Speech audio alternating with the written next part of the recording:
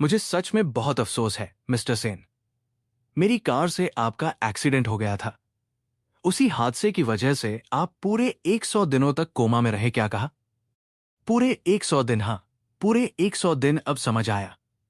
मेरी आंतरिक शक्ति इतनी गहरी क्यों महसूस हो रही है? कहीं ऐसा तो नहीं कि इन 100 दिनों के कोमा ने अनजाने में मेरी ताओ साधना की वो दुर्लभ 100 दिन वाली नींव पूरी कर दी? मिस्टर सेन, अगर उस दिन आप बारिश में अपनी जान की परवाह किए बिना उस 6 साल की बच्ची को बचाने के लिए न दौड़ते, तो शायद मैं जिंदगी भर खुद को एक हत्यारी समझकर जीती। सच में आपका बहुत बहुत धन्यवाद। मैंने आपकी मदद करके एक मासूम की जान बचाई और ऊपर से इतनी बड़ी जिम्मेदारी भी अपने सिर ले ली। अब क्या आपको मेरा ठीक से शुक्रिया नहीं अदा करना चाहिए? बिल्कुल मिस्टर सेन, आप जो कहेंगे मैं करने की पूरी कोशिश करूंगी। बताइए, आपको किस तरह का मुआवजा चाहिए? कम से कम कुछ पैसे तो दीजिए। आखिर आपने ही मुझे टक्कर मारी थी। मुआवजा देना तो बनता है। 20,000 युआन। हाँ, इन 100 दिनों के इलाज का पूरा खर्च भी आपका होगा। और अस्पताल से छुट्टी मिलने से पहले मुझे 20,000 युआन और चाहिए, पोषण और बाकी खर्चों के लिए। ये कोंगन अस्पताल है, यानी का सबसे महंगा प्राइवेट अस्पताल। यहाँ इलाज सस्ता नहीं होता। 2,000 नहीं, पूरे 20,000 मिस्टर सेन। क्या आपको पता है, इस लग्जरी रूम का एक दिन का किराया ही 10,000 युआन है। अगर आप आज ही डिस्चार्ज हो जाएं, तब भी सिर्फ आपके इलाज पर मैं पहले ही 1,20,000 युआन खर्च कर चुकी हूं। तो क्या हुआ? आपने मुझे टक्कर मारी थी। मेडिकल बिल भरना आपकी जिम्मेदारी है। वो सारे पैसे मैंने अपनी सहेलियों से उधार लिए हैं। क्या आपको लगता है कि मैं अभी अचानक 20,000 युआन और निकाल सकती हूँ? ऐसा मत कहिए। आप इतनी बड़ी चीफ डॉक्टर हैं और सिर्फ 20,000 युआन भी नहीं जुटा सकती? मजाक कर रही हैं क्या? मुझे नौकरी करते हुए सिर्फ 2 साल हुए हैं।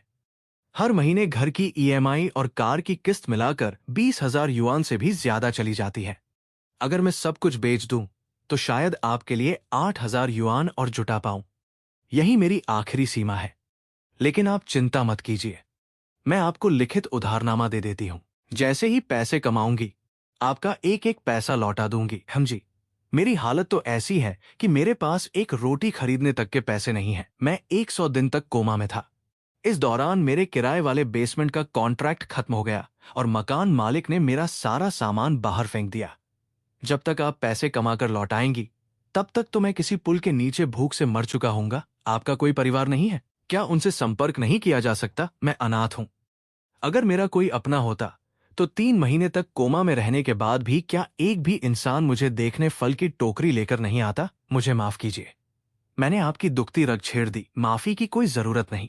वैसे भी अभी मेरे पास खाने के पैसे नहीं हैं, रहने की जगह नहीं है, इसलिए फिलहाल मुझे इसी लग्जरी कमरे में रहना पड़ेगा। सोचा था कि आप अपनी जान जोखिम में डालकर दूसरों की जान बचाने वाले सच्चे हीरो हैं, लेकिन आप तो पूरे के पूरे बेशर्म निकले। अगर पहले से पता होता कि आप ऐसे इंसान हैं, तो मैं कभी आपको ये लग्जरी कमरा अलॉट नहीं करती। काफी हट्टा कट्टा है, लेकिन मानना पड़ेगा, ये लड़की सच में बहुत खूबसूरत है। गुस्से में भी कमाल लग रही है। क्या मतलब? मेरे पिताजी की मौत हो गई? यही है यानी का नंबर 1 अस्पताल? मुझे अभी इसी वक्त इसका जवाब चाहिए। जब आपके पिताजी को यहां लाया गया था, तब उनकी सांस और धड़कन दोनों बंद हो चुकी थीं।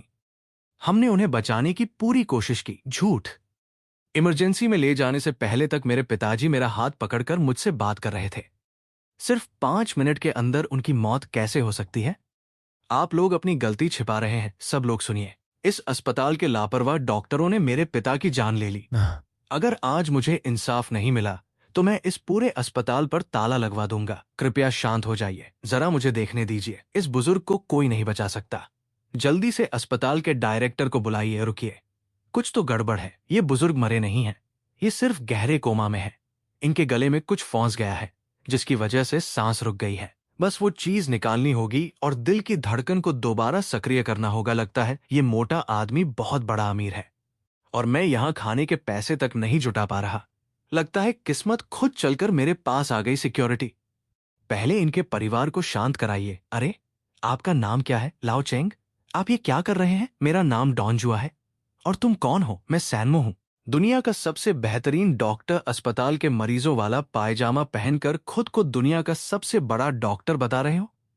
अभी अभी न्यूरोलॉजी वार्ड से निकले हो और इतनी बड़ी बड़ी बातें कर रहे हो? लगता है तुम्हारा इलाज अभी पूरा नहीं हुआ। वापस जाओ और अपना इलाज करवाओ। यहाँ तमाशा मत करो, तुम्हारे पिता अभी जिंदा है। क्या कहा? अगर मुझे 1 मिनट दिया जाए तो मैं इन्हें मौत के मुंह से वापस ले आऊंगा। सेनमो, क्या तुम पागल हो गए हो? इस बुजुर्ग की सांस और नब्ज दोनों बंद है। ये मेडिकल रिपोर्ट का साफ सच है। बेवजह बकवास मत करो डॉक्टर लियो। सिर्फ इसलिए कि मशीनों को सांस और धड़कन नहीं मिल रही, इसका मतलब ये नहीं कि इंसान मर चुका है। मिस्टर डॉन, मैं सिर्फ एक बात पूछना चाहता हूं। अगर मैं आपके पिता को बचा लूं तो मुझे कितना इनाम देंगे? अगर तुम सच में मेरे पिता को बचा लेते हो तो जो मांगोगे वही दूंगा। मुझे सिर्फ 10,000 युआन चाहिए, उससे कुछ महीनों का किराया भर दूंगा और ढंग से खाना भी खा लूंगा। 10,000 नहीं, मैं तुम्हें पूरे 10 लाख युआन दूंगा। अगर मेरे पिता बच गए तो पैसे अभी इसी वक्त तुम्हारे खाते में ट्रांसफर कर दूंगा। पक्का? पक्का। मैंने तो सिर्फ 10,000 मांगे थे, लेकिन इस मोटे आदमी ने उसे 100 गुना बढ़ाकर 10 लाख कर दिया। अमीर लोगों की दुनिया सच में अलग होती है। ठीक है, सौदा मंजूर। अरे ये क्या करने वाला है? हे भगवान, मुझे मत डराओ। ये सच में हो रहा है। जिस इंसान की न सांस थी न धड़कन, उसे सिर्फ एक थप्पड़ मारकर जिंदा कर दिया कि जैसे मरे हुए इंसान को फिर से जीवन दे रहा हो। ये लड़का कोई साधारण डॉक्टर नहीं, सचमुच एक चमत्कारी वैद्य है। अभी कुछ देर पहले तो इनकी आंखों की पुतलियां तक फैल चुकी थीं।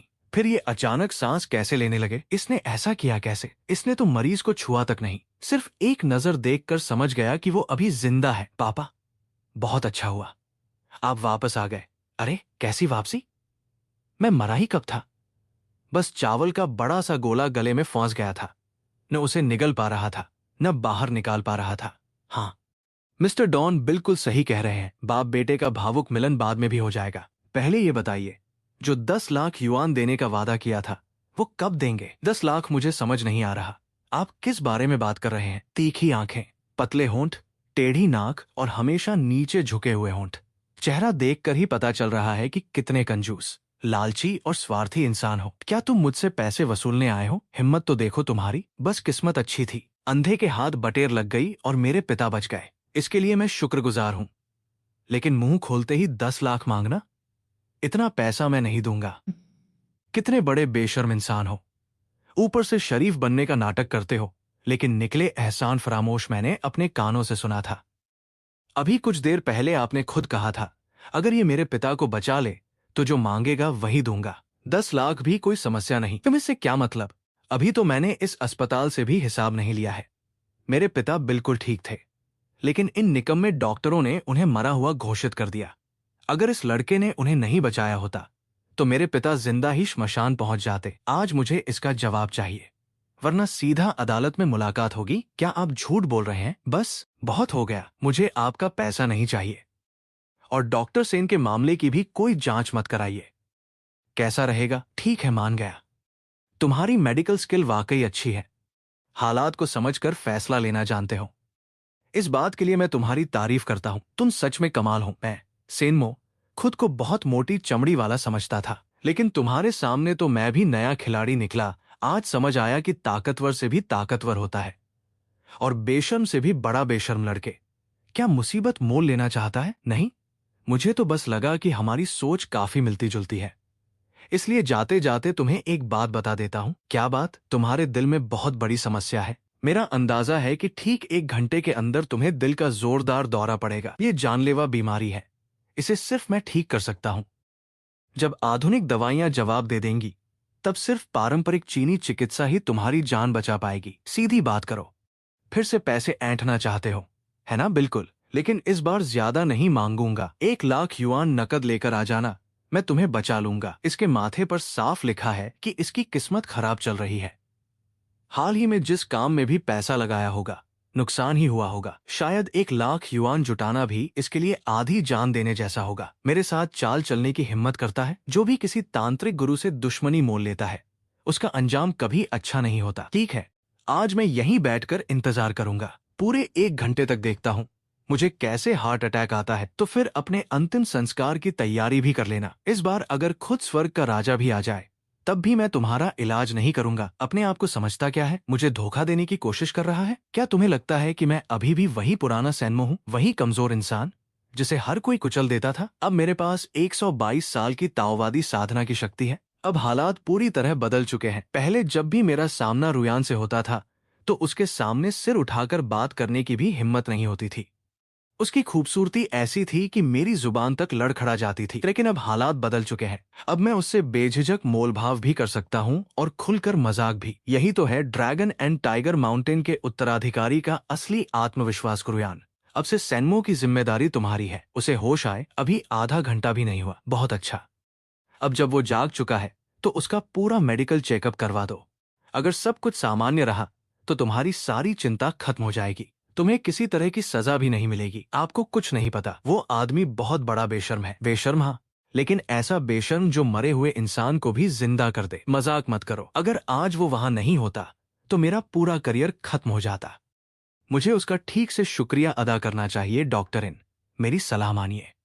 उससे थोड़ा दूर ही रहिए। ज्यादा उलझिए मत। मुझे तो वो काफी दिलचस्प इंसान लगा। बताने की जरूरत नहीं, लेकिन उसने एक नजर में कैसे पहचान लिया कि वो बुजुर्ग मरे नहीं थे। वो असल में क्लिनिकल डेथ जैसी हालत में थे। शायद उस समय उनकी सांस और धड़कन इतनी धीमी थी कि मशीनें भी उन्हें पकड़ नहीं पाई। संभव है कि सैनमो को पारंपरिक चिकित्सा की कोई खास तकनीक आती हो। उसने एक्यूपंक्चर के कुछ बिंदुओं को तेजी से उत्तेजित किया, जिससे गले में फांसी चीज बाहर निकल गई और बुजुर्ग को होश आ गया। लेकिन उसने सिर्फ एक नजर में ये सब कैसे जान लिया, ये बात मैं भी समझ नहीं पाया। काम खत्म होने के बाद मैं खुद उससे पूछूंगा। चलो, खाने का समय भी हो गया है। आज लंच मेरी तरफ से। मैं कैफेटेरिया से उसके लिए अच्छा खाना लेकर आता हूँ। आखिर उसने मेरी जान बचाई है। ठीक है, हम भी साथ चलते हैं। रुयान, तुमने अभी देखा था क्या? क्या ऐसा लगा जैसे उसकी आंखों से सुनहरी रोशनी निकल रही थी? शायद तुम्हें भ्रम हुआ होगा, या फिर खिड़की की रोशनी उसकी आंखों पर पड़ गई होगी। ये रहा आपका खाना, मिस्टर सेन। वाह, कितनी शानदार खुशबू है। आराम से खाइए। आज मैं आपका सच में बहुत आभारी हूँ। आपने मेरी बहुत बड़ी मुसीबत टाल दी। नहीं तो मुझसे एक भयानक गलती हो जाती। ये खाना मेरी तरफ से है। इतना धन्यवाद देने की जरूरत नहीं। मैंने ये सब आपकी मदद के लिए नहीं किया था। मैं तो बस उस मोटे आदमी से इनाम लेना चाहता था। चाहे वजह जो भी रही हो, आपने मेरी मदद की। ये एहसान मैं कभी नहीं भूलूंगा। धन्यवाद। देखिए, डॉक्टर इन कितने शुक्रगुजार हैं, और एक आप हैं जो 2 लाख युआन का मुआवजा तक देने को तैयार नहीं है। ये मजाक अच्छा नहीं था। मैं फिर से कह रहा हूं, मैंने कभी नहीं कहा कि पैसे नहीं दूंगा। बस अभी मेरे पास नहीं है। अभी नहीं है। अगर आपने पैसे नहीं दिए तो मेरे पास न किराया भरने के पैसे बचेंगे, न खाना खाने के। क्या चाहती है मैं सड़क पर भीख मांगूं? आप तो खुद को दुनिया का सबसे बड़ा डॉक्टर बताते हैं। अगर सच में इतने काबिल हैं तो 2 लाख युआन कमाना आपके लिए कौन सी बड़ी बात है? मैंने 2 साल तक दिन रात मेहनत करके पढ़ाई की, पारंपरिक चीनी चिकित्सा का लाइसेंस लिया, साथ ही मनोविज्ञान की डिग्री भी हासिल की। मैं अपने करियर की शानदार शुरुआत करने और जिंदगी में ऊंचाइयों तक पहुंचने के सपने देख रहा था। लेकिन जैसे ही बाहर निकला, आपने पूरी रफ्तार से गाड़ी चढ़ाकर मुझे उड़ा दिया। अब आप ही बताइए, क्या इस साल मेरी किस्मत सच में बहुत खराब नहीं है? बदकिस्मती तो मेरी थी।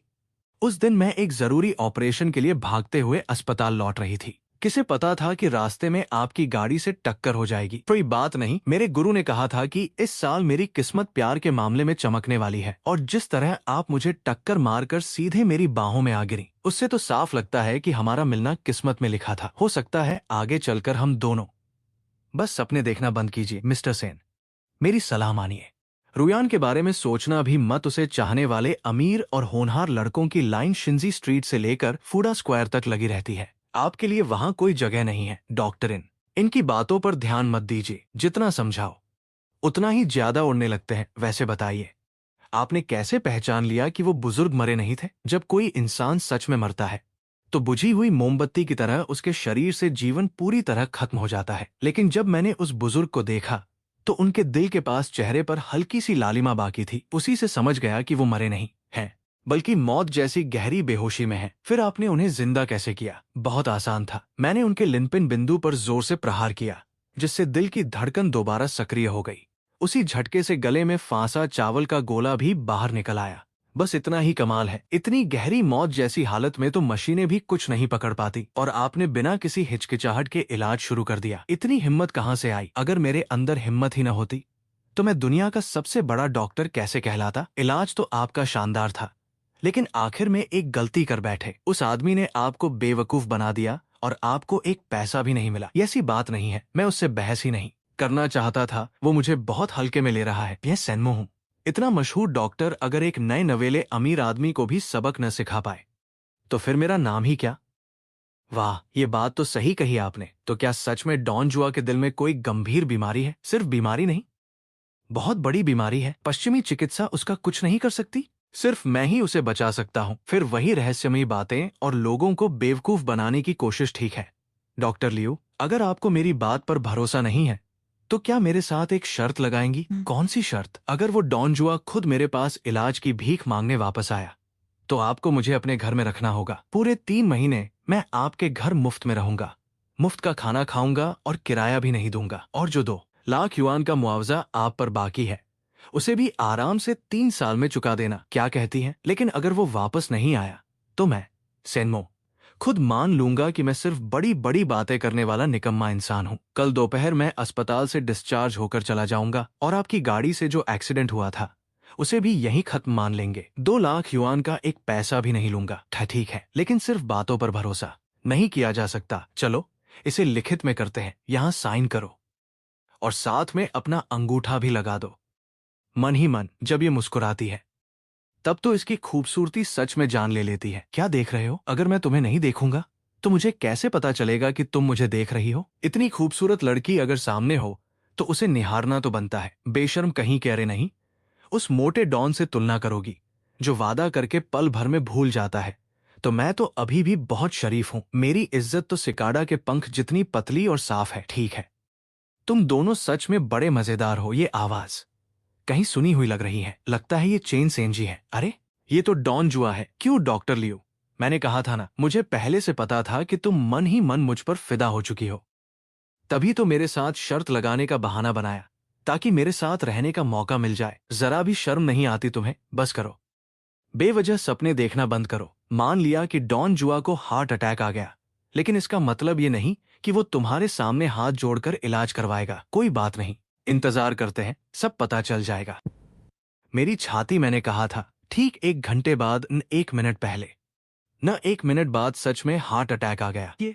ये कैसे हो सकता है? क्या ये अस्पताल का मरीज सचमुच कोई अमर साधु या चमत्कारी वैद्य है? मुझे बचाइए जल्दी मिस्टर डॉन। हुआ क्या है? मेरी छाती में ऐसा दर्द हो रहा है जैसे हजारों चींटियां अंदर से काट रही हों। दर्द से मेरी जान निकल रही है। क्या पहले कभी दिल की कोई बीमारी रही है? कभी नहीं। मेरा दिल तो हमेशा बिल्कुल ठीक रहा है। मामला बहुत गंभीर है, जल्दी स्ट्रेचर लाओ। इन्हें पूरा चेकअप करना होगा। नहीं, मुझे कहीं नहीं जाना। महान वैद्य, कृपया मेरा इलाज कीजिए।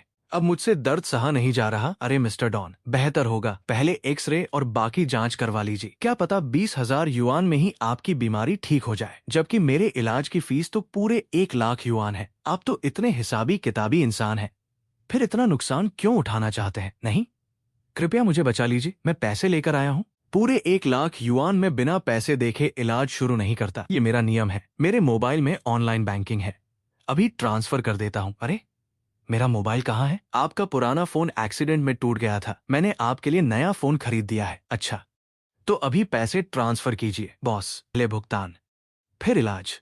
कोई चालाकी नहीं, पूरे 1 लाख युआन प्राप्त हुए। डॉक्टर लियो, नहीं ने मुफ्त में आपके घर रहने वाली शर्त भी मैं जीत गया। अब बस भी कीजिए, पैसे मिल गए ना? अब जल्दी से मरीज का इलाज शुरू कीजिए। ठीक है, मेरा सुइयों वाला डिब्बा कहाँ है? देखा क्या? काले रंग का है, यहीं अंदर रखा है। ये सोने की एक्यूपंक्चर सुइयां कितनी खूबसूरत है। लगता है किसी प्राचीन महान गुरु की अनमोल धरोहर है। इसे ऐसा खजाना मिला कहाँ से? इतना मोटा है। इसे एक्यूपंक्चर पॉइंट तक पहुंचने के लिए पहले 3 परत चर्बी हटानी पड़ेगी। मिस्टर डॉन, अब बताइए कैसा महसूस हो रहा है? दर्द पूरी तरह गायब हो गया। मैंने जिंदगी में खुद को इतना हल्का और आरामदायक कभी महसूस नहीं किया। महान वैद्य, आप सचमुच चमत्कारी डॉक्टर हैं। मैं सिर्फ बीमारी नहीं ठीक करता, जड़ से खत्म करता हूँ। दिल की बीमारी के अलावा आपके शरीर में ठंडी यिन ऊर्जा भी बहुत ज्यादा जमा है। क्या ये भी आपको पता चल गया? क्या आपके हाथ पैर हमेशा ठंडे रहते हैं और अक्सर पेट भी खराब रहता है? हाँ बिल्कुल सही महान वैद्य, आप तो कमाल हैं। चलो 1 लाख युआन वसूल हो जाए। आज बोनस में तुम्हारा शरीर भी शुद्ध कर देता हूँ। धन्यवाद, बहुत बहुत धन्यवाद। फौरन बाथरूम की तरफ भागो, शरीर की सारी ठंडी ऊर्जा अभी बाहर निकलेगी। अगर देर की तो फिर खुद पर काबू नहीं रख पाओगे। और हाँ, इतनी तेज मत भागना, अगर गिर पड़े तो उसकी गारंटी मेरी नहीं होगी। तो बताइए अब कैसा लग रहा है? अब कैसा लग रहा है? क्या शरीर इतना हल्का महसूस हो रहा है कि जैसे उड़ जाओगे? हाँ बिल्कुल, ऐसा लग रहा है जैसे मैं 10 साल जवान हो गया हूँ। मिस्टर सेन, आप सचमुच कमाल के इंसान हैं। थोड़ा धीरे, दुनिया के सबसे महान वैद्य की तारीफ इतनी भी मत करो। आखिर तुमसे 1 लाख युआन लिए हैं, इतना तो करना ही था। नहीं तो तुम्हारा पैसा बेकार चला जाता। घर जाकर अपनी जुबान पर थोड़ा काबू रखना, रोज पैदल चलना और कम से कम 15 किलो वजन घटाना। जी जी बिल्कुल, मैं जरूर करूंगा। और हाँ, जाते जाते मेरे लिए ये कूड़ा भी बाहर फेंक देना जरूर। अभी फेंक कर आता हूँ। बहुत बहुत धन्यवाद मिस्टर सेन। जाइए। है भगवान, ये तो कमाल हो गया। क्या ये दोनों मिलकर कोई नाटक कर रहे हैं? भला कौन सा बड़ा बिजनेसमैन 1 लाख युआन देकर सुइयां लगवाएगा और ऊपर से इतना खुश होकर इसका कूड़ा भी फेंकने चला जाएगा? क्या ये सच में कोई अमर वैद्य है? अरे, अभी थोड़ी देर पहले तुम्हारे अपने पिता की जान पर बनाई थी। कोई भी इंसान अपने पिता की जान को दाव पर लगाकर ऐसा नाटक नहीं करेगा। तो क्या ये लड़का सचमुच कोई छिपा हुआ महान वैद्य है? बिल्कुल, मैंने अपनी आंखों से उस बुजुर्ग को दोबारा जिंदा होते देखा है। डॉक्टर लियू, देखा, वो मोटा आदमी खुद मेरे पास गिड़गिड़ाते हुए इलाज कराने आया था। हमारी शर्त भी लिखित में है। इसका मतलब जीत मेरी हुई। मैंने 1 लाख युआन भी कमा लिए और उस आदमी को इलाज करके खुश भी कर दिया। सेनमो, तुम्हारी चालें वाकई कमाल की हैं। मैं समझा नहीं, आप क्या कहना चाहती हैं? क्या सच में उसके दिल में कोई बीमारी थी, जिस बीमारी को आधुनिक चिकित्सा की सबसे उन्नत मशीनें भी नहीं पकड़ सकी? उसे तुमने दूर से एक नजर देखकर बता दिया कि कब हार्ट अटैक आएगा और सिर्फ 5 मिनट में सोने की सुइयों से ठीक भी कर दिया। इतना तो पुराने जमाने के राजवैद्य भी नहीं कर सकते थे। मुझे बेवकूफ मत समझो। साफ है कि तुमने किसी अजीब और अनजाने तरीके से पहले डॉन जुआ को हार्ट की तकलीफ दी और फिर खुद ही उसका इलाज करके हीरो बन गए। एक तरफ अपना बदला भी ले लिया और दूसरी तरफ 1 लाख युआन भी कमा लिए। एक तीर से 2 निशाने। डॉक्टर लियू, आपकी कल्पना शक्ति सच में कमाल की है। मन ही मन अरे वाह कहते है। खूबसूरत लड़कियों के पास दिमाग कम होता है, लेकिन इस लड़की के पास तो खूबसूरती भी है और तेज दिमाग भी। इसने तो मेरा पूरा खेल लगभग समझ ही लिया। डॉक्टर लियू, आप वाकई बहुत होशियार हैं, लेकिन मैंने कैसे जीता इससे कोई फर्क नहीं पड़ता। आपने मर्जी से इस समझौते पर हस्ताक्षर किए थे और अंगूठा भी लगाया था, यानी हार तो आपकी ही हुई। डॉक्टर लियू, कल से हम दोनों एक ही घर में रहेंगे। क्या कहा? एक साथ रहेंगे? तुम सच में बेशर्म इंसान हो। हाँ हाँ हाँ, ऑनलाइन उपन्यासों में भी कहानी ऐसे ही शुरू होती है। पहले हमारे बीच रोज लड़ाई झगड़े होंगे, फिर धीरे धीरे तुम मेरी अनगिनत खूबियां पहचानोगी और उसके बाद तुम मुझसे बुरी तरह प्यार करने लगोगी। आखिर में हमारी शादी होगी और हम हमेशा खुशी खुशी साथ रहेंगे। वाह, ये तो किसी भी कहानी के हीरो वाली परफेक्ट स्क्रिप्ट है। सपने देखते रहो। अगर दुनिया के सारे मर्द भी खत्म हो जाए तब भी मैं तुम्हारे जैसे बेशर्म इंसान की तरफ कभी नहीं देखूंगी। सपने देखने में क्या जाता है, इतना यकीन मत करो। जिंदगी कब क्या मोड़ ले ले कोई नहीं जानता। ऑनलाइन कहानियों की सारी तुनकमिजाज हीरोइनें भी शुरुआत में यही कहती हैं, फिर बाद में वही होता है जिसे लोग आखिरकार प्यार हो ही जाता है वाला नियम कहते हैं। चलो यहाँ से चलते हैं। इस जैसे इंसान से बहस करके अपनी सांसें बर्बाद करने का कोई मतलब नहीं। अरे सुनो, रुको, तो मुझे अस्पताल से छुट्टी कब मिलेगी? आखिर मुझे तुम्हारे घर भी तो आना है। नहीं, आज दोपहर तुम्हारा पूरा मेडिकल चेकअप होगा। पहले ये पक्का होगा कि तुम्हारे दिमाग पर कोई असर नहीं पड़ा। सब कुछ सामान्य होने के बाद ही तुम्हें डिस्चार्ज मिलेगा। ठीक है, कर लीजिए जांच। वैसे मेरा शरीर बिल्कुल फिट है। कितना झंझट है। मन ही मन मुझे पहले से पता था। डॉक्टर लियू दिल ही दिल में मेरी कितनी फिक्र करती है। दफा हो जाओ। हाँ हाँ, इतना बड़ा बेशर्म इंसान मैंने आज तक नहीं देखा। अभी कुछ देर पहले तो मेरा मन कर रहा था कि स्कैल्पेल से इसका मुंह ही सिल दूं, लेकिन मुझे तो ये काफी दिलचस्प इंसान लगता है। हिम्मती भी है, इलाज में माहिर है और अगर ठीक से तैयार हो जाए तो दिखने में भी काफी हैंडसम है। सच कहूं, तुम दोनों की जोड़ी बुरी नहीं लगेगी। क्या कह रही हो? मैं और वो बेशर्म में पूरी जिंदगी अकेली रह लूंगी, लेकिन उसके साथ कभी नहीं रहूंगी। रुयन, जब से तुम 2 साल पहले इस अस्पताल में आई हो तब से तुम हमेशा शांत, ठंडी और सबसे अलग रही हो। चाहे कितना भी मुश्किल केस सामने आया हो या फिर अमीर घरानों के लड़कों ने तुम्हारा पीछा किया हो, तुम कभी अपने चेहरे के भाव तक नहीं बदलती थी। ऐसा लगता था जैसे तुम इस दुनिया की नहीं बल्कि बर्फ की बनी कोई अप्सरा हो। लेकिन आज सैनमो के सामने तुमने पहली बार इतनी भावनाएं दिखाई। तुम अपना आपा तक खो बैठी और उस पर चिल्ला भी पड़ी। आज पहली बार लगा कि तुम भी एक सामान्य लड़की हो। ऐसी कोई बात नहीं है। मैंने बस कभी नहीं सोचा था कि कोई इंसान इतनी हद तक बेशर्म भी हो सकता है। लेकिन एक बात से तुम भी इनकार नहीं कर सकती, उसका स्वभाव चाहे जैसा भी हो, लेकिन उसकी मेडिकल स्किल्स डराने वाली हैं। बाकी सब छोड़ो, सिर्फ उसकी उड़ती हुई एक्यूपंक्चर सुइयों की तकनीक ही देख लो। इतनी पतली और मुलायम प्राचीन सुइयों को बिना जरा सी गलती के डॉन जुआ के सही एक्यूपंक्चर पॉइंट्स पर लगा देना, ये किसी साधारण चीनी डॉक्टर के बस की बात नहीं है। उसकी उंगलियों की ताकत और शरीर के हर एक बिंदु की जानकारी दोनों ही हैरान कर देने वाली है। मानती हूँ उसके अंदर सचमुच असाधारण हुनर है, लेकिन मैं अब भी एक बात नहीं समझ पाई। अगर सच में डॉन जुआ उसके जाल में फंसा था तो सबके सामने खड़े खड़े उसने इतनी दूर से उसके दिल पर असर कैसे डाल दिया जो आधुनिक चिकित्सा की हर समझ के खिलाफ है। और अब उस शर्त का क्या होगा? क्या सच में मुझे उसे अपने घर लाकर रखना पड़ेगा? मैं खुद नहीं समझ पा रही कि क्या करूं। उस वक्त मेरा इरादा सिर्फ उसका झूठ सबके सामने लाना था। मैंने कभी नहीं सोचा था कि वो सचमुच किसी का इलाज कर देगा। तो फिर एक काम करो, उसे अलग से कोई फ्लैट किराए पर दिला दो। पैसे खर्च होंगे लेकिन मुसीबत टल जाएगी। क्या तुम्हें सच में लगता है कि उसकी जैसी बेशर्म शख्सियत वाला इंसान ये बात मान जाएगा? बिल्कुल नहीं। इतनी मेहनत के बाद अगर किसी को तुम्हारे जैसी खूबसूरत लड़की के साथ रहने का मौका मिले तो मेरी जगह में होता तो चाहे कोई जान भी ले ले फिर भी वो मौका कभी नहीं छोड़ता। एक एक करके सब टेस्ट कर लेते हैं, बाकी सारी रिपोर्ट बिल्कुल सामान्य है। बल्कि कहूं तो सामान्य से भी बेहतर। अभी मेरी ताकत ऐसी है कि एक मुक्के में बैल को भी गिरा दूं। डॉक्टर लियो, अगर मेहरबानी करके थोड़ा सा मांस खाने को मिल जाए। जब खुद को महान वैद्य कहते हो तो ये भी पता होना चाहिए कि इतनी बड़ी बीमारी के बाद हल्का खाना पेट के लिए सबसे अच्छा होता है। ये सब बेकार की बातें हैं। मुझे अभी इसी वक्त अस्पताल से छुट्टी चाहिए। बाहर जाकर जमकर दावत उड़ाऊंगा। मैं तुम्हारी मुख्य डॉक्टर हूँ। क्या करना है ये मैं तय करूंगी। अगर डॉक्टर की सलाह माने बिना अस्पताल छोड़कर गए तो इन 100 दिनों के इलाज का पूरा खर्च तुम्हें खुद भरना पड़ेगा। ऐसा मत कीजिए। असल में हम साधकों के लिए तो साग सब्जियां ही सबसे पवित्र भोजन होती हैं। मुझे तो उबली हुई सब्जियां सबसे ज्यादा पसंद हैं। कितनी स्वादिष्ट हैं। अच्छा हुआ कम से कम इस बात पर समझदारी दिखाई। तो फिर आराम से अपने साधकों वाला भोजन खाइए। आज मेरी नाइट ड्यूटी है, मुझे बाकी वार्ड भी देखने हैं। डॉक्टर लियू, आपका काम अच्छे से हो। डॉक्टर लू, आपकी मेहनत के लिए धन्यवाद।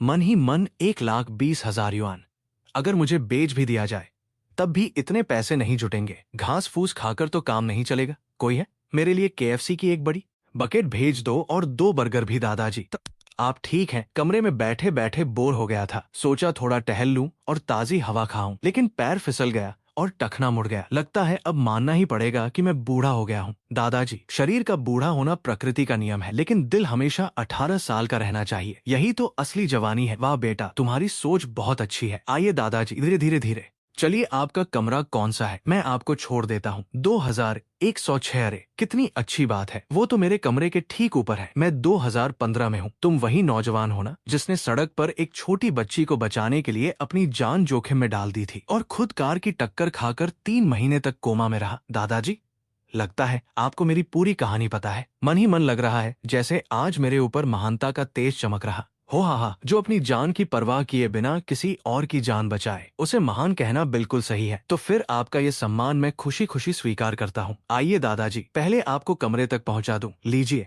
आराम से बैठ जाइए। मैं डॉक्टर को बुला देता हूँ। अरे रहने दो, ये तो बस हल्की सी मोच है, कुछ नहीं हुआ। जब मैं युद्ध के मैदान में गोली लगने पर नहीं करा तो इस छोटी सी मोच का दर्द क्या मायने रखता है? दर्द महसूस न होना इसका मतलब ये नहीं कि सब ठीक है। अगर नस या लिगामेंट को चोट लगी या खून का बहाव रुक गया तो आगे चलकर बड़ी परेशानी हो सकती है। इसलिए दादाजी, अगर आपको मुझ पर भरोसा हो तो मुझे आपका पैर देखने दीजिए। निके, क्या तुम भी डॉक्टर हो? ऐसा ही समझ लीजिए। और मेरी डॉक्टरी भी कुछ बुरी नहीं है, लेकिन अभी बाहर तुमने खुद को आधा डॉक्टर क्यों कहा था? डॉक्टर का मतलब क्या होता है? असल में मैं एक ताओवादी साधु हूँ। डॉक्टरी तो मैंने बस साथ साथ सीख ली थी। मैं किस्मत भी देखता हूँ और जरूरत पड़े तो भविष्य भी बता सकता हूँ। बेटा, तुम्हें देखकर लगा था कि तुम सीधे सादे और अच्छे इंसान हो। जिंदगी में हमेशा ईमानदारी से जीना चाहिए। इतनी कम उम्र में मेहनत करके कुछ अच्छा सीखने के बजाय लोगों को ठगना क्यों सीख रहे हो? मिस्टर सू, मेरा नाम सेनमो है। मैं उन सड़क किनारे बैठे ढोंगियों में से नहीं हूँ जो चेहरा देखकर लोगों से पैसे ऐंठते हैं। हमारी रहस्यवादी परंपरा हजारों साल पुरानी है। अगर इसमें कोई सच्चाई न होती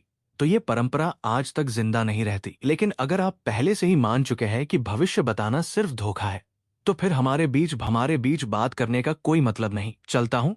रुको, आज दोपहर पूरे अस्पताल में एक ही बात की चर्चा थी। कहा जा रहा था कि अस्पताल के कपड़ों में एक नौजवान ने उस बुजुर्ग को जिंदा कर दिया जिसे डॉक्टर पहले ही मृत घोषित कर चुके थे। वो लड़का कहीं तुम तो नहीं थे?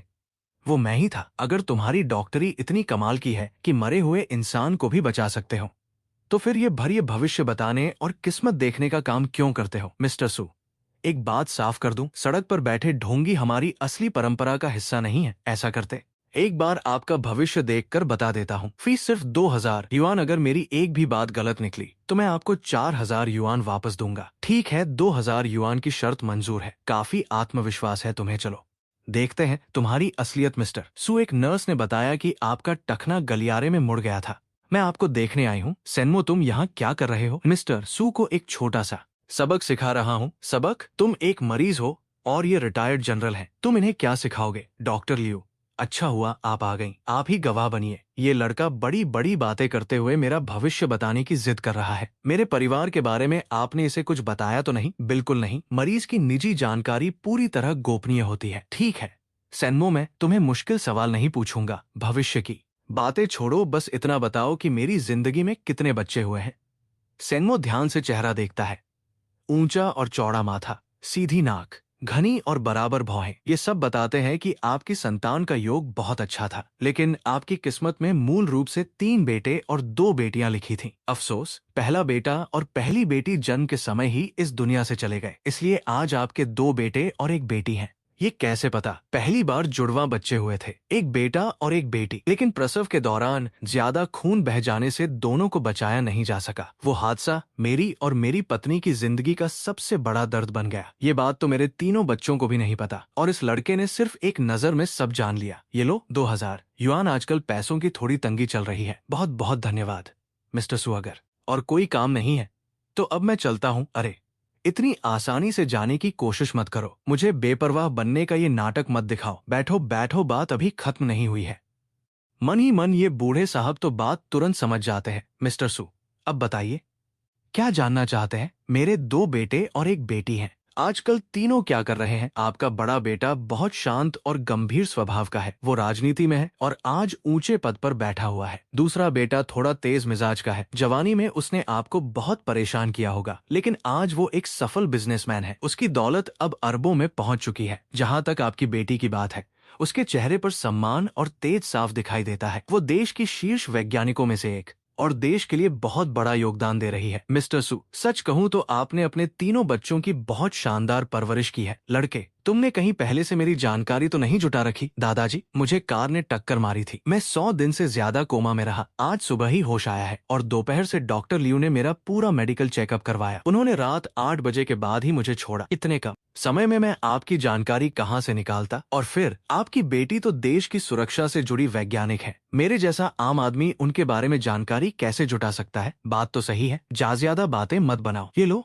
तुम्हारी फीस। अब आखिरी सवाल उठ के ये नियम नहीं तोड़े जा सकते। मैं एक दिन में सिर्फ 3 भविष्यवाणियां करता हूँ। ये आखिरी है, इसलिए सोच समझकर सवाल पूछिए। अरे छोड़ो भी, बस इतना बता दो मेरे कितने पोते पोतियां हैं? ये तो बहुत आसान है। आपके बड़े बेटे के एक बेटा और एक बेटी है। दोनों बहुत अच्छे संस्कार वाले हैं और आपके छोटे बेटे के 2 बेटे हैं। सेनमो, इस बार तुमसे गलती हो गई। मेरे छोटे बेटे का तो सिर्फ एक ही बेटा है।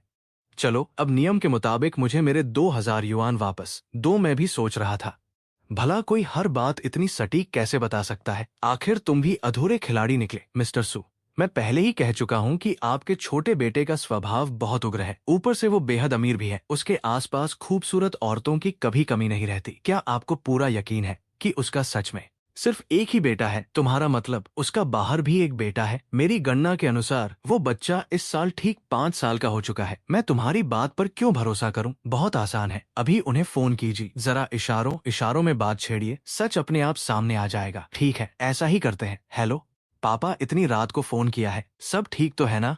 मैं बिल्कुल ठीक हूँ। क्या अभी आराम से बात कर सकते हो? बोलिए, यहाँ कोई नहीं है। सुन, तुम्हारी हिम्मत कैसे हुई? वादा कर लिया। आज तुमने मेरी सारी इज्जत मिट्टी में मिला दी। मन ही मन वाह, बूढ़े साहब भी कमाल के कलाकार निकले। सिर्फ एक बात में ही बेटे को जाल में फांसा लिया। क्या जबरदस्त अंदाज है। पापा, आप क्या कह रहे हैं? कैसा नाजायज बच्चा? ऐसी बेकार की बातें मत कीजिए। वो बच्चा अब 5 साल का हो चुका है और मुझे, उसके दादा को, आज पता चल रहा है। बताओ, आखिर तुमने ये सब किया कैसे? और आगे चलकर अपनी पत्नी और बच्चों को क्या जवाब दोगे? पापा, लेकिन आपको ये सब पता कैसे चला?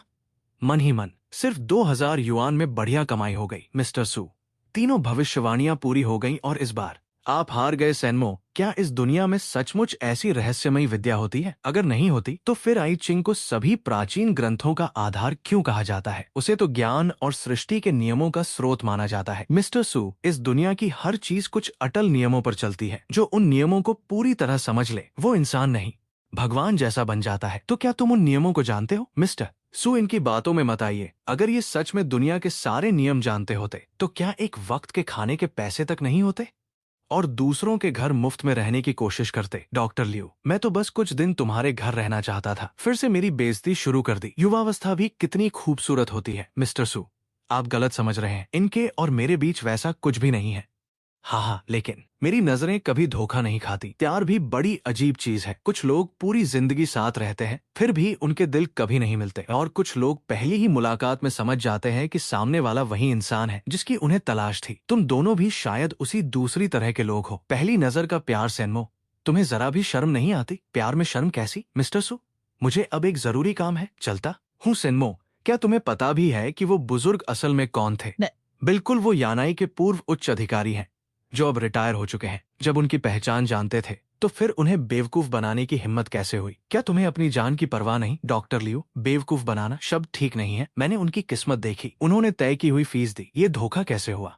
और फिर वो लेफ्टिनेंट जनरल भी रहे हो तो क्या? देश बनने के बाद ऐसे हजारों बड़े अधिकारी हुए हैं, लेकिन मैं सेनमो हूँ, रहस्य विद्या का महान आचार्य। पिछले 1000 सालों में सिर्फ कुछ ही महान लोग मेरे बराबर हुए हैं। उनसे तुलना करोगी तो मेरा दर्जा उनसे भी ऊंचा है। वाह, इतने बड़े महागुरु हो तो यही मेरे सामने कोई भूत पकड़ कर दिखाओ। तुम्हें कुछ पता ही नहीं है। जिन्हें लोग भूत प्रेत और देवता कहते हैं, उनमें से ज्यादातर बातें पुराने ताओवादी गुरुओं के बनाए हुए तरीके थे ताकि आम लोगों के बीच उनका सम्मान बढ़ सके। तो तुम्हारा मतलब है कि इस दुनिया में भूत जैसी कोई चीज होती ही नहीं? बिल्कुल नहीं। अगर सच में भूत होते तो दुनिया में कब का हाहाकार मच गया होता। प्राचीन लोग जिसे भूत कहते थे, असल में वो नकारात्मक यिन ऊर्जा होती है। हर इंसान के शरीर में यिन और यांग दोनों तरह की ऊर्जा होती है। जब तक दोनों संतुलन में रहती हैं, तब तक इंसान स्वस्थ रहता है। लेकिन जैसे ही नकारात्मक यिन ऊर्जा शरीर में घुसकर ये संतुलन बिगाड़ देती है, इंसान बीमार पड़ जाता है। और अगर यांग ऊर्जा जरूरत से ज्यादा बढ़ जाए तो उसका नतीजा भी यही होता है। लेकिन इंटरनेट पर इतने लोग दावा करते हैं कि उन्होंने अपनी आंखों से भूत देखे हैं। फिर वो क्या है? जब नकारात्मक ऊर्जा दिमाग के तंत्रिका तंत्र पर असर डालती है तो दिमाग खुद ही वैसी तस्वीरें बना लेता है, जैसे भूत, राक्षस या डरावनी आकृतियां, जिन्हें इंसान पहले से अपने मन में सोचता या कल्पना करता रहता है। मतलब ये सब दिमाग पर पड़े मानसिक प्रभाव से होने वाले भ्रम है। बिल्कुल, अब समझ आया। हम जैसे सफल साधकों की नजर में चाहे कोई राजा हो, मंत्री हो, सेनापति हो या फिर कोई आम इंसान या सड़क पर सामान बेचने वाला, सब एक जैसे हैं क्योंकि वो अभी भी साधारण इंसान है। और हम इस सांसारिक मोह माया से बहुत आगे निकल चुके हैं। अरे, ये 1000 युआन किसके गिर गए? कहाँ है 1000 युआन? सेनमो, लगता है तुम सच में दुनिया के मोह माया से ऊपर उठ चुके हो। आप क्या जाने, ताओवादी साधना के 4 आधार होते हैं: धन, साधना की विधि, साथी और साधना का उचित स्थान। इन चारों के बिना ऊंची साधना संभव नहीं है।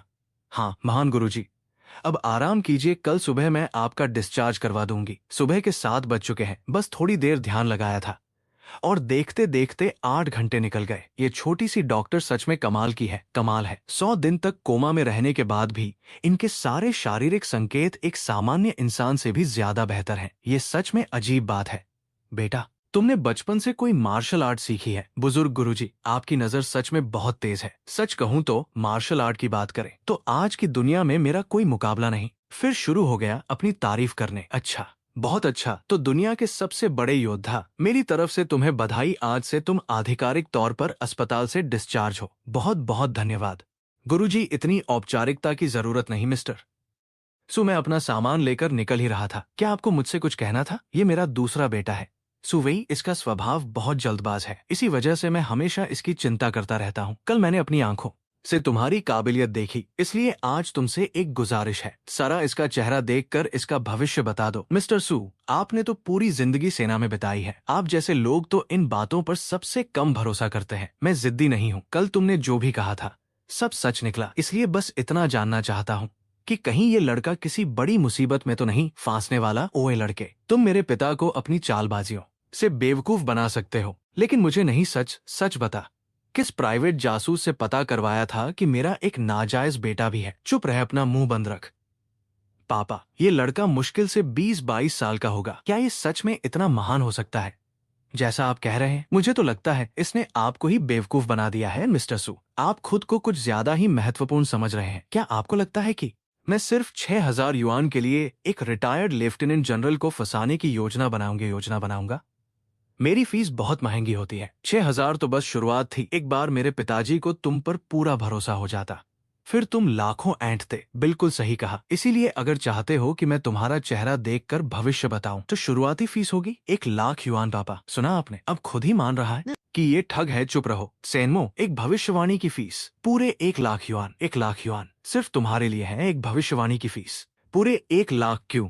मिस्टर सू, किस्मत एक पल में बदल सकती है। स्वर्ग के रहस्य हर किसी को नहीं बताए जा सकते, लेकिन जब किसी इंसान के सिर पर मौत का साया साफ दिखाई दे और आने वाली बड़ी मुसीबत के संकेत इतने स्पष्ट हों, तो मैं चुप नहीं रह सकता। अगर आपको मुझ पर भरोसा है तो 1 लाख युआन दीजिए, और अगर भरोसा नहीं है तो मेरी बात को हवा समझकर भूल जाइए। दरवाजा सामने है, आराम से जाइए, मैं आपको रोकूंगा नहीं। अगर मैं पैसे लेकर भाग गया तो बस यही साबित होगा कि आप दोनों बाप बेटे इंसानों को पहचानना नहीं जानते, और फिर उसका नुकसान भी आपका ही होगा। तुम मौत को बुलावा दे रहे हो। क्या तुम्हें लगता है कि मेरे एक इशारे पर तुम्हारा यानाई शहर में जीना मुश्किल नहीं हो जाएगा? सुवेई, यहाँ तुम्हारी गुंडागर्दी नहीं चलेगी। सेनमो, मैं ये 2 लाख युआन देता हूँ। क्या अभी तो 1 लाख कह रहा था, अब 2 लाख ऊपर से फीस भी बढ़ा दी। मैं तुझे सबक सिखाकर ही रहूंगा। चुप रहो। मैं तुम्हें पूरे 2 लाख युआन देता हूँ। पापा, मैं आपको आदेश देता हूँ, अभी इसी वक्त इसे 2 लाख युआन ट्रांसफर कीजिए। अगर नहीं किया तो कल से आप सू परिवार के सदस्य नहीं रहेंगे। मिस्टर सू, इतना परेशान होने की जरूरत नहीं है। अगर आपने कल मेरी मदद न की होती तो कोई मेरे सामने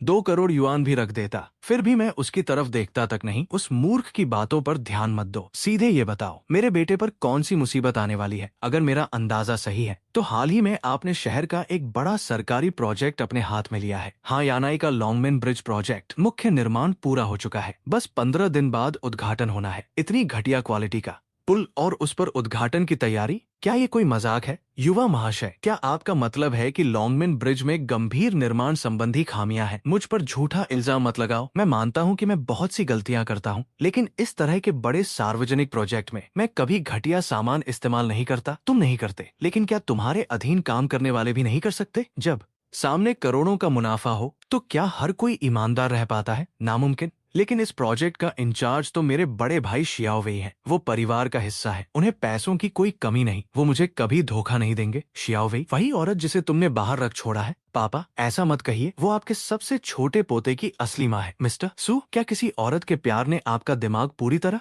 बंद कर दिया है? अभी इसी वक्त सबसे भरोसेमंद थर्ड पार्टी इंस्पेक्शन एजेंसी को बुलाइए, उन्हें लॉन्गमेन ब्रिज पर भेजिए, कोर सैंपल निकलवाइए, कंक्रीट की जांच कराइए, और 2 घंटे के अंदर पता चल जाएगा कि पुल सुरक्षा मानकों पर खरा उतरता है या नहीं। अगर मेरी बात झूठ निकली तो ये पूरे 2 लाख युआन मैं वापस कर दूंगा। इतना ही नहीं, अपनी जेब से 1 लाख युआन और दूंगा। लेकिन अगर रिपोर्ट बिल्कुल वैसी निकली जैसा मैंने कहा है, तो मिस्टर सू, आप मुझे 1 लाख युआन और देंगे मंजूर है?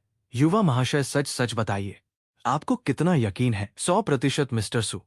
ये तो बहुत छोटी बात है। आपके दामाद तो बस एक मोहरा है, असल खेल तो कोई और खेल रहा है। मिस्टर सू भी इस पूरी बाजी में सिर्फ एक मोहरा है। हर खेल के पीछे एक असली खिलाड़ी होता है, जो पर्दे के पीछे बैठकर सारी चालें चलता है। मिस्टर सू अब पहले जैसे नहीं रहे, लेकिन एक बात मत भूलिए, जो बड़ा अधिकारी इस समय जांच के घेरे में है, वही सू परिवार की असली ताकत है। अगर इसी समय लॉन्गमेन पुल गिर गया तो सबसे पहले जिम्मेदारी निर्माण प्रभारी सू जियान पर आएगी। सू जियान पर आएगी, यानी आपके बड़े बेटे पर। आपके राजनीतिक दुश्मन पूरे सू परिवार को जड़ से खत्म करना चाहते हैं, जरा भी रहम किए बिना। युवा महाशय, क्या आप ये भी बता सकते हैं कि इस सब के पीछे असली मास्टरमाइंड कौन है? मिस्टर सू, मैं सिर्फ एक ताओवादी भविष्यवक्ता हूँ, कोई सर्वशक्तिमान भगवान नहीं। ऊपर की दुनिया के बड़े लोगों की साजिशों का हिसाब लगाना मेरी क्षमता से बाहर है। युवा महाशय, चाहे आगे कुछ भी हो, सू परिवार हमेशा आपका एहसान मानेगा। एहसान जैसी कोई बात नहीं, मैंने भविष्य बताया, आपके बेटे ने उसकी फीस दी, लेन देन बराबर हो गया। अब हम पर एक दूसरे का कोई कर्ज नहीं। बस यही समझिए कि आपके 2 लाख युआन सही जगह खर्च हुए। अब मैं चलता हूँ। यही होता है एक सच्चा उस्ताद। वाह, तुम इतनी खूबसूरत कैसे हो सकती हो? अगर कोई अमर देवता भी स्वर्ग से उतर आए तो वो भी तुम्हें देखकर मोहित हो जाएगा। लड़कियों की तारीफ करने का तुम्हारा अंदाज सच में बड़ा अलग है। माफ करना, मैं कभी स्कूल नहीं गया। जो भी कहता हूँ दिल से कहता हूँ। मन ही मन पैर देखकर भी समझ में आ रहा है, ये आदमी इस लड़की के पीछे पागल है। मैं तो अस्पताल से निकलते ही फंस गया। अचानक मुझे बहुत जोर से बाथरूम जाना है। मैं वापस वॉशरूम जा रहा हूँ। अब बहुत देर हो चुकी है। कहाँ जा रहे हो? प्यारे, तुम मुझे ढाल की तरह इस्तेमाल कर रही हो। अगर तुम्हें मेरे घर में रहना है तो पहले इन मक्खियों को मुझसे दूर भगाने में मेरी मदद करो, वरना हम दोनों अपने अपने रास्ते और आज की रात तुम्हें सड़क पर ही सोना पड़ेगा। लियू रुयान, तुम सच में बहुत निर्दयी हो। सुना है ना, हरत का दिल जहर से भी ज्यादा खतरनाक होता है। ठीक है, वैसे भी कई रोमांटिक कहानियों में ऐसा ही होता है। हीरोइन किसी अजनबी को अपना नकली बॉयफ्रेंड बना लेती है और बाद में वही रिश्ता सच बन जाता है। तुम्हें डर नहीं लगता कि कहीं सचमुच मुझसे प्यार ना हो जाए? अगर तुम्हारे अंदर इतना आकर्षण है कि मैं सच में तुमसे प्यार करने लगूं, तो मुझे कोई शिकायत नहीं होगी। अच्छा, तो फिर बाद में ये मत कहना कि मैंने पहले से चेतावनी नहीं दी थी। अब मैं अपना ब्याज वसूलना शुरू करता हूँ। ये अचानक कहाँ से चला आया? रुयान, काफी समय बाद मुलाकात हुई।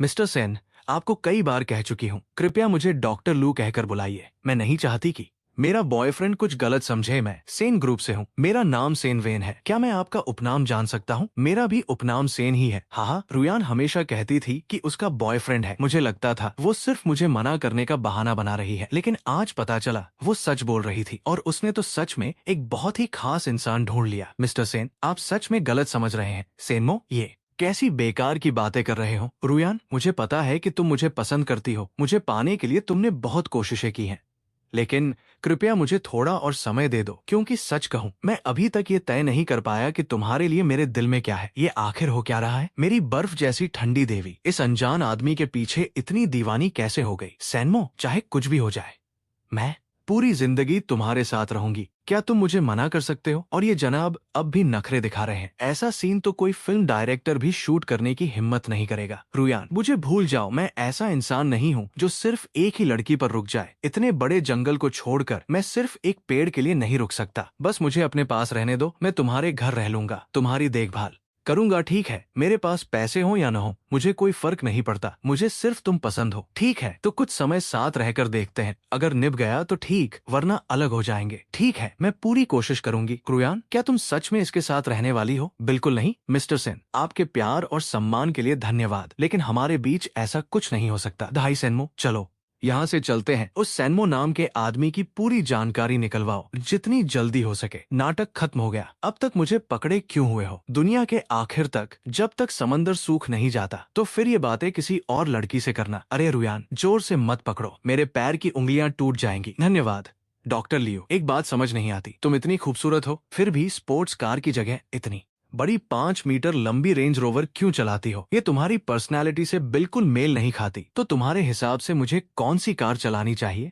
बेंटली, पोर्शे या फिर मसेराती? स्पोर्ट्स कारें देखने में अच्छी लगती हैं, लेकिन उनकी जगह कम होती है और सुरक्षा भी रेंज रोवर जितनी नहीं होती, इसलिए मैंने कभी उन्हें नहीं खरीदा। मैं डॉक्टर हूँ, मेरे लिए कार में सबसे जरूरी चीज सुरक्षा और काम की सुविधा है। बहुत समझदारी भरा फैसला। अब समझ आया, इतनी अच्छी तनख्वाह होने के बाद भी तुम 2 लाख युआन क्यों नहीं बचा पाती? लगता है आधे पैसे इस बड़ी सी रेंज रोवर की किस्त में चले जाते हैं और बाकी घर के किराए में। रुयान, तुम अभी लाल बत्ती पार करके आई हो। रुको, अभी गाड़ी रोको। क्या हुआ? इतनी जोर से क्यों चिल्ला रहे हो? वहाँ जाना है? आखिर हुआ क्या है? देखो, मोड़ से सीधी आ रही नुकीली सड़क। अब समझ आया ये क्लिनिक क्यों नहीं चल पाया और किराए पर क्यों चढ़ा हुआ है। उस तेज कोने वाली सड़क ने यहाँ की सकारात्मक ऊर्जा का प्रवाह बिगाड़ दिया है। इस वजह से यहाँ धन टिकता ही नहीं। फिर भी तुम इसे किराए पर लेना चाहते हो? बिल्कुल ऐसी छोटी मोटी समस्या का हल मेरे पास सैकड़ों है। क्लिनिक बड़ा है, लोकेशन भी शानदार है। अब मैं भी अमीर आदमी हूँ, पैसों की कोई चिंता नहीं। क्या आप लोग यही क्लिनिक किराए पर लेना चाहते हैं? जी हाँ। किराया कितना है? 2 साल का एडवांस 3 लाख युआन, एक पैसा भी कम नहीं होगा। यानी साल का 1.5 लाख। जगह और लोकेशन के हिसाब से बुरा नहीं है, लेकिन एक बात समझ नहीं आई, 2 साल का किराया एक साथ देने की शर्त क्यों है? मैंने ये जगह सीधे मालिक से 4 साल के लिए किराए पर ली थी। अब इसमें 2 साल और 3 महीने बाकी हैं। ये 3 महीने मैं तुम्हें मुफ्त दे देता हूँ। ठीक है? अच्छा, अब समझा। चलो, शुभ अंक रखते हैं। 2,80,000 युआन मैं पहले ही कह चुका हूँ, एक पैसा भी कम नहीं होगा। अगर नहीं लेना तो मैं चलता हूँ, मैं तुम्हें रोकूंगा नहीं। ठीक है भाई, तुम जीत गए। तुम सच में 3 लाख युआन देकर इसे किराए पर लोगे? 2 साल और 3 महीने के हिसाब से देखा जाए तो मेरा कोई नुकसान नहीं है। चलो कॉन्ट्रैक्ट साइन करते।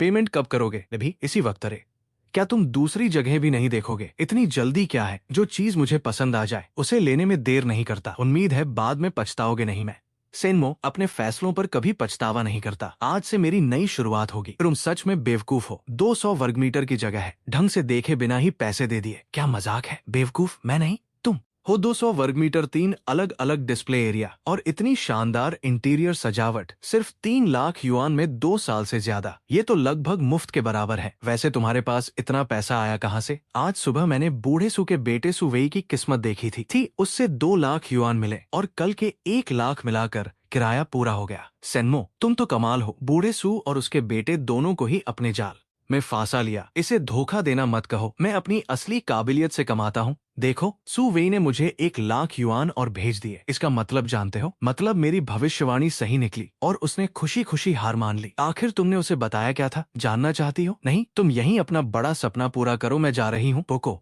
लियू रुयान मुझसे इतनी आसानी से पीछा नहीं छुड़ा सकती। जांच की रिपोर्ट आ गई है। सेनमो की बात पूरी तरह सही निकली। लॉन्गमेन पुल शुरू से आखिर तक घटिया निर्माण का नमूना है। सारे जरूरी निर्माण सामग्री बदल दी गई थी। अगर पुल चालू कर दिया जाता तो 1 साल भी नहीं टिकता और गिर जाता। सभी दोषियों को पकड़ लिया गया। प्रोजेक्ट मैनेजर, ठेकेदार, सबको गिरफ्तार कर लिया गया है और तुम्हारे बड़े भाई को भी हिरासत में ले लिया गया है। पापा, अब हम क्या करें? कॉन्ट्रैक्ट के मुताबिक डिलीवरी की आखिरी तारीख में सिर्फ 1 महीना बचा है। अगर समय पर काम पूरा नहीं हुआ तो मुझे एक पैसा भी नहीं मिलेगा। उल्टा 5 करोड़ युआन का जुर्माना भरना पड़ेगा। तुम्हें अभी भी पैसों की पड़ी है, समझ लो। इस वक्त पूरा सू परिवार जीवन और मौत के मोड़ पर खड़ा है। जरूरत पड़े तो सब कुछ बेच दो, लेकिन इस मामले को हर हाल में संभालो, वरना तुम्हारे बड़े भाई का करियर भी खत्म हो जाएगा। पापा, फिर आप ही बताइए, अब मुझे क्या करना चाहिए? तुरंत पुलिस को सूचना दो। जिसे गिरफ्तार करना है उसे गिरफ्तार होने दो, जिसे नुकसान भरना है उससे भरवाओ। बाहर की दुनिया को साफ पता चलना चाहिए कि तुम्हें भी धोखा दिया गया था। तुमने जानबूझकर घटिया निर्माण नहीं कराया। सिर्फ इसी तरह नुकसान को यहीं रोका जा सकता है और सू परिवार की प्रतिष्ठा बचाई जा सकती है। लेकिन ऐसा हुआ तो मेरी निर्माण कंपनी पूरी तरह बर्बाद हो जाएगी। कंपनी दोबारा खड़ी नहीं हो पाएगी। कंपनी का डूब जाना बेहतर है, बजाय इसके कि तुम जेल जाओ या तुम्हारा बड़ा भाई अपनी कुर्सी खो दे। मैं तुम्हें बता रहा हूँ, तुम्हारे जाने के बाद शियाओ चेन ने मुझे एक और राज बताया। उसने कहा कि इस पूरे मामले के पीछे सिर्फ एक साधारण साजिश नहीं है। असल निशाना तुम नहीं, तुम्हारा बड़ा भाई है, समझे? हाँ पापा, अब समझ गया। वैसे तुम्हारी मुलाकात सेनमो से कैसे हुई? वो लड़का सच में हैरान कर देने वाला है। उसने तो ये तक बता दिया कि तुम्हारा एक नाजायज बेटा भी है। ऐसा इंसान साधारण कैसे हो सकता है? आज के बाद जब भी उससे मिलो पूरा सम्मान देना। अगर ऐसा व्यक्ति प्राचीन समय में पैदा हुआ होता तो राजा का सबसे भरोसेमंद सलाहकार होता। यहाँ तक कि सम्राट भी उसका सम्मान करते। चिंता